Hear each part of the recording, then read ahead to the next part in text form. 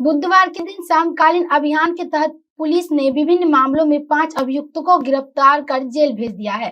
यह जानकारी इंस्पेक्टर सह थाना अध्यक्ष अभय कुमार ने दी।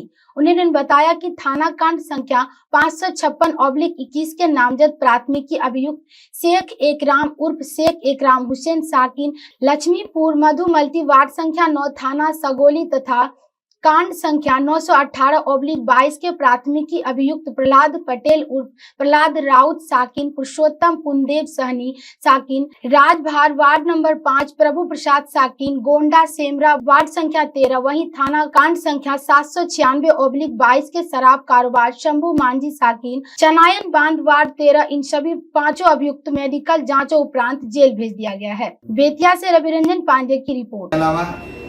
5 अन्य अभियुक्त जो पुराने केसों में हैं, जिसमें शराब के केस हैं और एक गबन का मामला है, और पकड़कर उन लोगों को भी न्यायिक हिरासत में भेजा गया।